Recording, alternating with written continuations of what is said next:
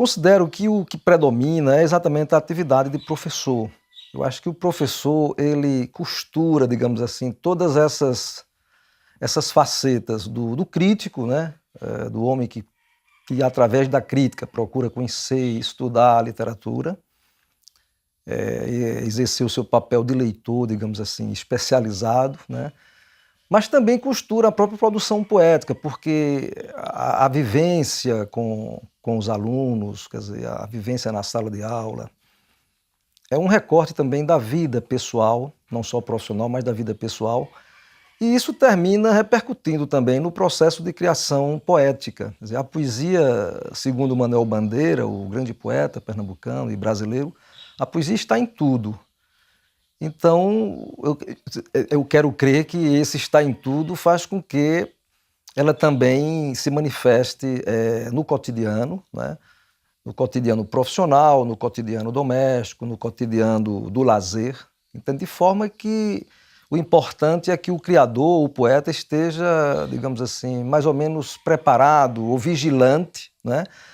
Para saber captar, vamos dizer assim, as emanações que a vida lhe proporciona em qualquer situação e poder transformar isso através, claro, da palavra, né, da linguagem, em poesia, ou seja, transformar essas experiências vividas, sempre com criatividade, entendeu?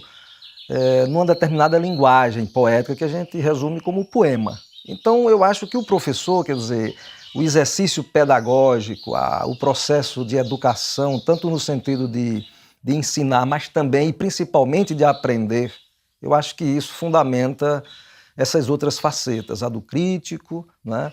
A do poeta, eu não diria do advogado, mas de qualquer maneira aquele que tem o interesse pelo direito, porque o direito também está associado à literatura, está associado à pedagogia, na medida em que os conhecimentos não são isolados, né? Eles estão sempre se interconectando. E eu tenho a impressão que tudo isso, digamos, fermenta o processo de criação, né, literária, no caso de um romancista, de um cronista, mas também de um poeta. Quer dizer, a poesia não está de maneira nenhuma dissociada da vida, do cotidiano, embora ela seja um artefato, quando ela se converte em poema, um artefato verbal, um artefato de linguagem, mas essa linguagem não está distanciada da vida, porque eu quero crer que todo poema, ele tem um movimento, e esse movimento é em direção ao mundo, ao entendimento do mundo, à reflexão do mundo, a uma certa contemplação e busca de entendimento dos sentidos da própria vida. Eu sou daqueles que pensam assim, a literatura como algo muito colado, certo? Assim, a pele da vida, sabe? A pele das coisas, a gente não está distanciado. Quer dizer, tudo pode ser visto, captado, compreendido e, de certa forma, representado numa perspectiva literária e poética. Portanto, eu acho que nasce disso aí, nasce da minha própria vida, da minha própria experiência emocional, psicológica, entende? Sociológica, etc. Eu me lembro aqui de uma frase muito conhecida do poeta Oswald de Andrade, dizia o seguinte, que aprendeu o que era poesia com um filho de 10 anos, que dizia assim, poesia é a descoberta das coisas que a gente não vê, né? Então a literatura tem um pouco essa capacidade, né, de descortinar horizontes, de fazer com que se perceba, né, determinados aspectos da realidade que normalmente passa despercebido. O testamento. Do inventário constam os seguintes bens: as poças de pedra do Cariri, meu curral de boi de osso, a máquina caduca de puxar agave, os grotões, as chãs, os umbuzeiros, tantas coisas que perdi.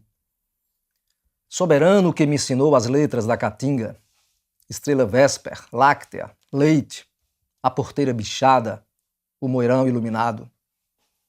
Minha biblioteca, meu cachorro de estimação, os dominós de minha amada, o alho de minha solidão. Consta hoje de 15 títulos, né, envolvendo a última, que foi o Nem Morrer é Remédio, que é exatamente uma reunião de toda a poesia, né? Então, a Geometria da Paixão é o livro de estreia, e curiosamente, como livro de estreia, ele já traz assim, os ingredientes, tanto dos aspectos, vamos dizer, formais, estilísticos, mas também temáticos, né, aqueles ingredientes que sinalizam para digamos, esses temas mais recorrentes que definem, digamos assim, a minha expressão poética. Quer dizer, há temas que são recorrentes, quer dizer, há todo um universo mais ou menos construído que volta, que circula, né? Porque a poesia não é um discurso linear, que se fecha, ela vai circulando e esse livro, A Geometria, como livro de estreia, ele é uma espécie assim de sinal para o que vem depois. É claro que o que vem depois vai amadurecer, né? Vai distribuir, vai estender uma série de sinais que esse livro traz, né? Num processo que eu acho natural também de amadurecimento no domínio da dicção poética. Eu decidi desenvolver de forma militante o trabalho da crítica literária, eu coloquei como rubrica primeira, por exemplo, um confronto, um diálogo que eu chamo de convivência crítica com os autores paraibanos. Então, tem uma série de livros, todos voltados para a literatura local, né? Depois, houve uma preocupação no sentido de estender esse espectro, né? Digamos assim, esse projeto. E aí eu fiz um livro sobre os cearenses, né, a literatura cearense, sobretudo focalizando os poetas, né? Não que a minha crítica seja especificamente sobre a poesia, mas há um predomínio na minha leitura crítica, há um predomínio da preocupação com os poetas, digamos, com a poesia mais do que com os romancistas, do que com os contistas ou cronistas. A proporção que a gente estuda e conhece novos poetas, novas vozes, né? Novas formas de se expressar no campo da poesia, não só a gente amadurece do ponto de vista crítico, teórico, interpretativo, mas também a gente amadurece digamos, o próprio processo de criação poética. Quer dizer, o poeta ele precisa ler, conviver também com outros poetas, porque a poesia também ela é intercambiável, a poesia é um diálogo. A poesia é um diálogo com a vida, vamos dizer assim, com a linguagem, mas também é um diálogo com os outros poetas. Quer dizer, um poema sempre está em diálogo com outros, né? Aquele crítico norte-americano, o Harold Bloom, ele costuma dizer, um poema nasce de outro, geralmente para se confrontar, como se fosse um conflito mesmo, né? Claro, um conflito dialógico, não se faz um poema sem outro poema. Eu publiquei muito na área da crítica, do ensaio, livros teóricos, né? Então eu quero crer que a minha média de 50 e poucos livros já, entendeu, por ser publicado, livros que versam basicamente sobre a literatura paraibana, não é? E de certa forma a literatura em geral e a teoria literária, o jornalismo cultural, a ética jornalística, né? São os temas mais ou menos, digamos, recorrentes na minha produção, constituindo, digamos, esse acervo, né? Que pega, como eu digo, a literatura, o jornalismo, né? A teoria filosófica, a teoria estética, etc. Há três temas, vamos dizer, recorrentes nessa produção. O primeiro tema é um tema ligado vamos dizer assim, à origem, né? E à terra, digamos assim. É uma poesia em que se faz ecoar muito a presença telúrica, né? A presença da região, da geografia, sobretudo do Cariri paraibano, que é a terra da minha origem, né? Então, essa presença da cidade de origem, com todo o seu leque de costumes, né? A questão da infância, os brinquedos, a presença do rio, a presença do açude, do animal, quer dizer, todo esse conjunto, né? Essa geografia vai constituindo assim uma espécie de pequena mitografia pessoal que vai recorrendo de livro para livro. Inclusive, há um livro específico sobre a minha cidade, que é A Comarca das Pedras, que esse livro realmente sela bem quer dizer, cristaliza bem essa tendência. A própria angústia, o sentimento vamos dizer, de exílio, o sentimento de choque, de perplexidade diante de certas experiências da vida, aí você vai ter aí a morte, sei lá, o amor, né? As perdas que você acumula naturalmente na sua vida. Quer dizer, essa experiência mais ligada ao elemento psíquico e sensível, né? Da agonia mesmo existencial, também é muito forte, sabe? É uma linha forte, quer dizer, é a experiência mais subjetiva. Fica para a Vera o sangue do meu caule, os meus retratos, a minha estante, o meu Jesus Cristo, para meus irmãos um vinho qualquer, primos, tios, avós, todos os dias da semana. Para mim, o inevitável bolero da morte. uma arte não existe sem a outra. E, de certa forma, toda arte ela manifesta um apelo visível ou invisível com relação às outras artes. Quer dizer, há um diálogo, né? Há um diálogo tácito, há uma correspondência entre as artes. A literatura, ela num certo sentido, também é música, sobretudo se pegar o veio poético, né? Assim como o teatro, em certo sentido, é cinema, e o cinema, em certo sentido, é teatro, né? A pintura tem lances fortíssimos com a fotografia, com a própria literatura. Quer dizer, essa correlação, esse diálogo, ele é extremamente rico. Eu costumo também dizer o seguinte, que o artista que tem como expressão uma forma de arte, por exemplo, um pintor, ele nunca consegue ser, a meu ver, um grande pintor se ele também não incursionar, não como criador, mas como receptor das outras artes. Ele precisa conhecer literatura, precisa ser também um leitor, precisa ser um bom ouvinte de música, e, quer dizer, ele tem de frequentar as outras linguagens. Então, essa correspondência que está, de certa forma, muito bem resumida pelo título do programa, né? Entre meios, quer dizer, os meios expressivos, os meios sêmicos, né? Ou semióticos, sei lá, ou semiológicos, ou seja, ou linguísticos, eles estão realmente entranhados uns nos outros, né? E eu diria que na pintura, quer dizer, há determinada pintura que é bem literária, assim como há determinados textos literários que são muito pictóricos. Você pega mais um exemplo, a poesia de João Cabral de Melo Neto, por exemplo, ela está muito mais próxima, veja bem do que eu vou dizer, muito mais próxima de certos mecanismos operacionais da pintura e da arquitetura do que mesmo de certos processos poéticos tradicionais. Eu poderia citar outros, e fica até chato porque a impressão que dá é quando você cita um, está excluindo. Não estou excluindo, é apenas uma questão de, vamos dizer assim, de cumprir um programa, né? O Adeildo me veio porque eu estou tendo uma maior aproximação com ele, e tenho uma aproximação também de amizade, de afeto com ele e de admiração. Eu acho o trabalho dele muito rico porque ele, além de ser um músico, quer dizer, que compõe, ele é um compositor, né? Ele é um compositor, faz a própria melodia, né? Os arranjos musicais. Ele também compõe a letra, quer dizer, ele é um poeta, né? Ele é um poeta. E as letras dele são letras muito ternas, né? São letras assim muito compromissadas com os bons sentimentos, digamos assim, humano, né? Digamos, o reconhecimento da beleza, da paisagem e tal.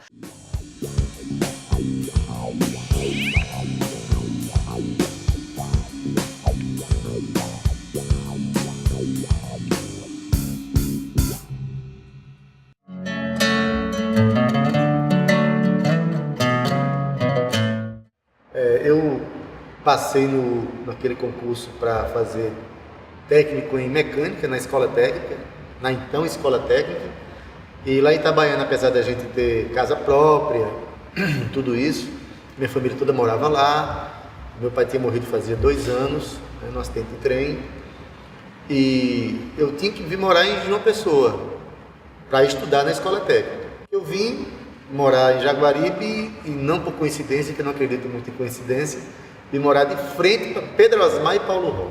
Simplesmente, eu estava morando de frente para Jaguaribe Carne. E ninguém passa impune por essa experiência, né? De modo que, poucos anos depois, espontaneamente eu descobri o meu instrumento, a vontade de tocar e tal, e mais um tempo depois estava eu me relacionando artisticamente com aquele pessoal, através do projeto de bairro chamado Fala Jaguaribe, e depois Music Club, e assim foi.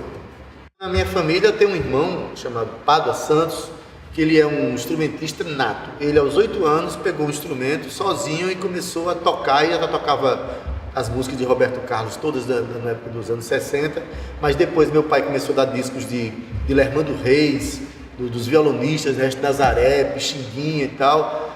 E ele começou a tirar tudo isso, é um violonista fabuloso. Mas eu nunca tive interesse de me embrenhar pela música. Só que, em certo momento da minha vida, aos meus 18 anos, eu senti uma vontade imensa de começar a escrever, começar a tocar, não sei de onde veio essa vontade, só sei que definiu os rumos da minha vida. Deve ter sido 82, mais ou menos. E tinha esse festival. E eu fui participar desse festival, tinha feito uma música bem incipiente, assim, né? Meus amigos disseram, que música massa, bora escrever essa música. Eu escrevi a música, foi selecionada, e no palco éramos umas 9 pessoas para tocar, né? Era quase uma pessoa no palco para cada 2 da plateia. Mas em suma, foi uma experiência fabulosa, né? Porque eu fui lá, não consegui cantar direito, não consegui tocar direito, não consegui fazer nada direito, né? E naturalmente também não fui para a final, o júri foi coerente. E mas ali ficou aquela semente, né? No outro ano me inscrevi de novo com uma música chamada Mama Society Blues, que ela ganhou, foi para a final, e eu ganhei a melhor letra na época. No fundo eu sou um cancioneiro, sou um cara que faz música com acordes e tal, nada do experimentalismo não faz parte da minha expressão, né? Eu respeito profundamente todas as experimentações da humanidade, mas a minha praia é construir alguma coisa que eu considero acabada, pronto, resolvida, sabe? Dentro de mim, pelo menos. Para um abraço grande assim, eu abro os braços para você, você abre os braços para mim. Lá, lá, lá, lá, lá, lá. Eu fui para o Music Club, né? Que foi uma experiência mais importante da minha vida, do ponto de vista de crescimento pessoal, artístico, como cidadão, como ser político que a gente é. E foi muito importante a chegada no Music Club. Cheguei por essas vias, Pedro Osmar, e depois a gente era um grupo de, meio que um consórcio. A gente, um tocava, os outros trabalhavam para aquele que tocasse. A própria vida, né? Eu gosto de falar das coisas do cotidiano, gosto de falar das pessoas, eu tenho ideias que eu quero passar para o mundo, para as pessoas, reflexões, mas também quero falar de amor, quero falar das pessoas, quero falar de modo que toda música que eu faço porque eu tenho alguma coisa para dizer para a vida, né? Eu pensei que o mundo era só de amigos, tão somente de amigos e nada mais, não era do Ocidente nem do Oriente. O mundo éramos todos nós. Lá. O primeiro disco foi o Diário de Bordo, que eu gravei 16 anos depois que eu entrei no Music Club, né?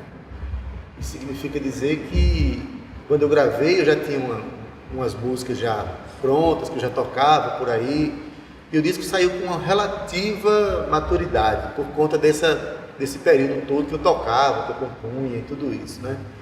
Então, o Diário de Bordo foi uma experiência boa, porque já nasceu da maneira como eu penso a música. Primeiro, eu penso a música de uma forma plural. Então lá você vai encontrar do fado ao jazz, você vai encontrar. E não é porque eu quero atingir mercado, não é porque eu penso a música assim, eu sinto a música assim. A música, para mim, ela é um instituto da emoção humana, dos movimentos da humanidade. Aí, como eu ouço de tudo, também eu faço de tudo, entendeu?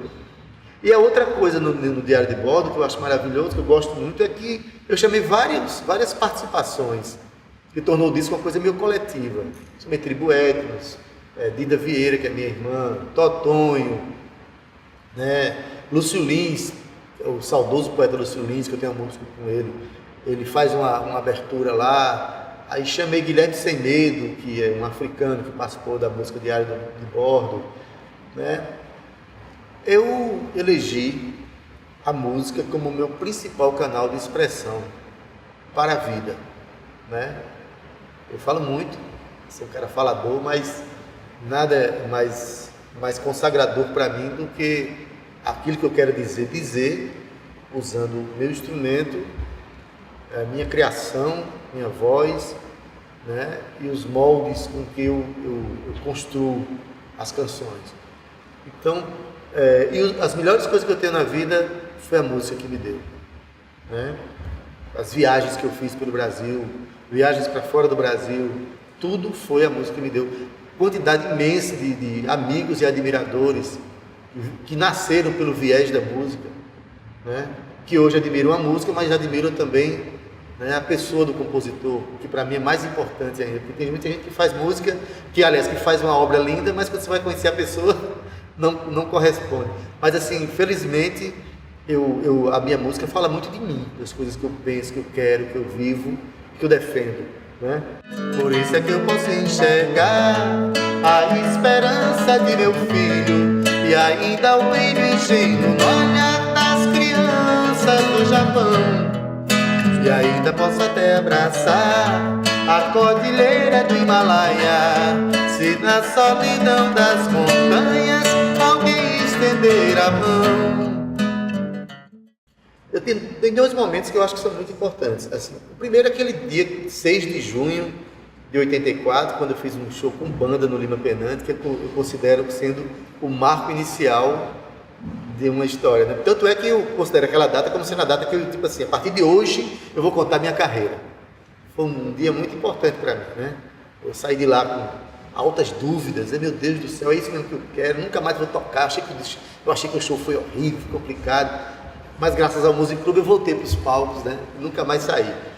Mas tem um outro momento que esse é importantíssimo para mim. Em 2006, depois de participar por 13 vezes do festival no Sesc, tendo ganhado um terceiro lugar, uma coisa aqui, outra lá, eu ganhei o festival naquele ano, 2006, uma música que eu fiz em memória para o meu amigo Lúcio Lins, uma música chamada Olhos de Paisagem, e ganhei melhor música, melhor letra e melhor arranjo.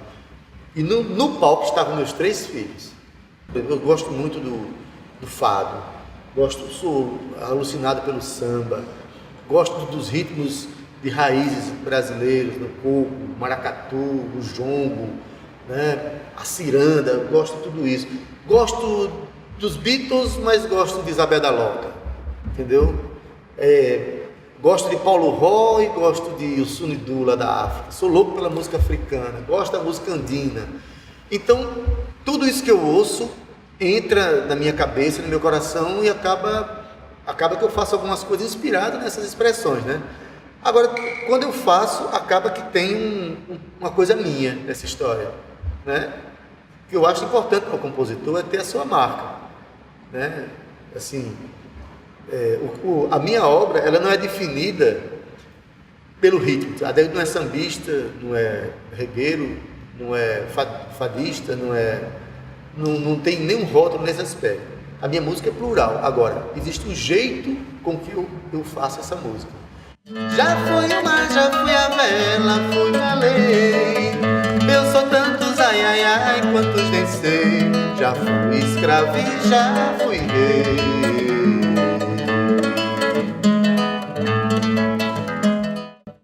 Eu sou um grande defensor da arte e sou defensor de que a arte não esteja subordinada aos ditames de mercado, entendeu? Claro que o mercado existe e vai sempre estar dominando, criando processos, situações. Agora, eu gosto de ver a água e sentir o sabor da água quando ela sai na fonte, é onde ela sai pura. A água que sai da torneira, ela é uma solução aquosa. Até a água tem ali. Mas assim, ela foi trabalhada por todo... A água pura está na fonte. Esse que vem pelo mercado, vem todo trabalhado pelo mercado. Muitas vezes o cara perdeu até a sua identidade dentro desse processo. Então eu preciso encontrar um compositor puro que está lá em Patos, fazendo a sua beleza, fazendo a sua alma acontecer. E não necessariamente encontrar uma pessoa que foi pressionada pelo mercado para fazer uma determinada expressão artística e que ali nem é mais ele, mas sim uma coisa que virou, sabe, né, que perdeu a sua característica. Então eu defendo essa coisa de você ter um olhar para o coração das pessoas. A música não é uma arte, as artes plásticas é outra arte, é outra expressão. Então o artista ele deve ser uma pessoa ligada a todas as formas de expressão. É como você que está vivo, você tem a recepção das sensorialidades de tudo da natureza através dos seus sentidos. É o cheiro, é o ouvido, né? A audição, é o paladar, a visão, é o tato, né? Então as artes elas trabalham com essas sensorialidades, né? Além de ter o aspecto da cognição, o aspecto do pensamento, o aspecto de tudo isso. O amor se exposto em outdoor gigante, fatalmente será confundido colado no